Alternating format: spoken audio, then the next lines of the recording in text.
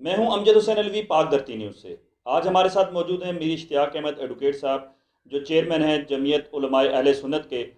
آئیے ان سے معلوم کرتے ہیں، ان سے پوچھتے ہیں کہ جو 21 رمضان المبارک کو پورے ملک میں جلسے جلوس ہوئے، اور اس جلسے جلوس میں کھلی خلاف ورزی ہوئی ایس او پیز کی، حکومت نے ایسا کیوں کرنے دیا؟ انہی سے جانتے ہیں۔ بہت شکریہ علوی صاحب، آپ نے اس وقت کی نزاکت اور حالات کے بالکل مطابق اور بڑا اہم سوال کیا۔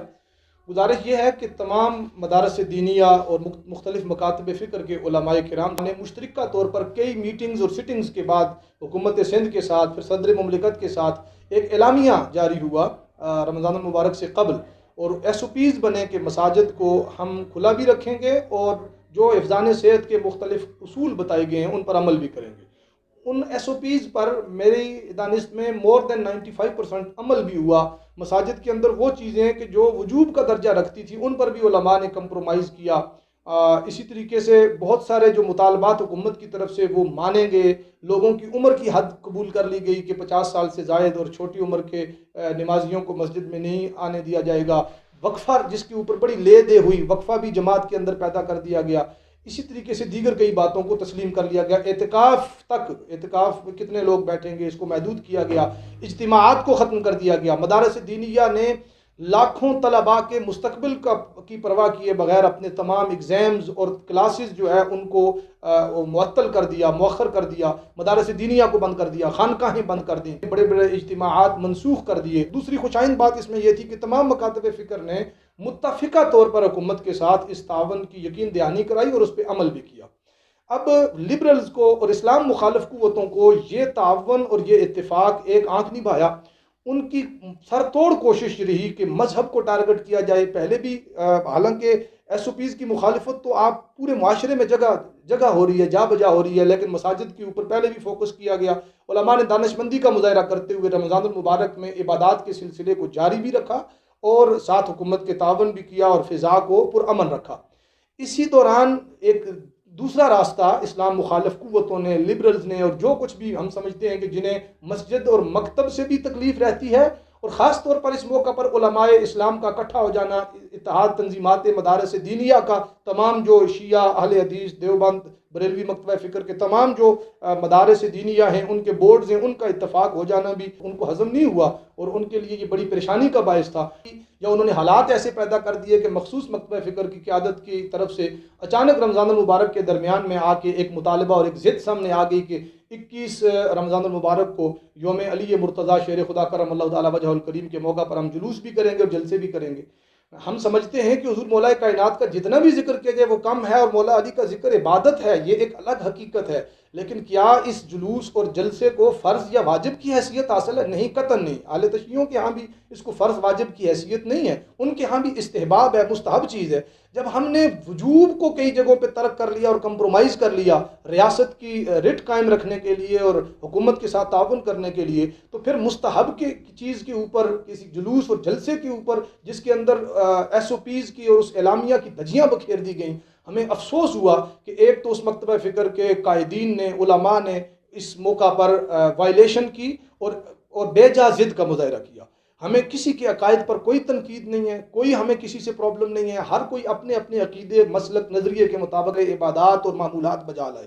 لیکن جب ایک کولیکٹیو ایک اعلامیہ جاری ہوا، ڈکلیریشن ہوا، صدر مملکت جس کو چیئر کر رہے تھے اور نگرانی کر رہے تھے، اس میں مساجد اور مکاتب کو اور تمام مدارس کو بند کر دینا اور ان کو ویران کر دینا تو قبول کر لیا گیا، لیکن جلسہ اور جلوس جس کا بہت زور لگا کے بھی کوئی اگر آپ ثبوت اس کا لے کے آئیں گے تو استحباب ہی ثابت ہوگا، اس کے اوپر کمپرومائز نہ کیا۔ اس سلسلے میں سمجھتا ہوں صرف اس مکتبہ فکر کے قائدین کی ہی ضد نہیں ہے، اس میں وزیر اعلیٰ سندھ مراد علی شاہ صاحب کی بہت بڑی ضد اور متعصبانہ ان کا رویہ رہا ہے۔ وہ سختی کرتے رہے۔ کراچی کے اندر علماء اہل سنت کو خاص طور پر گرفتار کیا جاتا رہا جمعوں کے اجتماعات میں، مسجد کے اندر نماز پڑھ کے نکلنے والے نمازیوں پہ تشدد ہوتا رہا۔ اسی وزیر اعلیٰ سندھ نے جو نہ تراویح کی اجازت دے رہے تھے، نہ اعتکاف کی، نہ نماز کی، اور 5 نمازیوں سے اوپر کی بات وہ نہیں، مساجد کو کی تالہ بندی کی انہوں نے بات کی۔ پورا ہفتہ سندھ کھلا رہتا تھا، صرف اور صرف جمعے والے دن 12 بجے سے 3 بجے جو جمعے کا ٹائم تھا اس دوران انہوں نے لاک ڈاؤن سخت کیا اور کرفیو کی فضا بنائی اس کراچی میں۔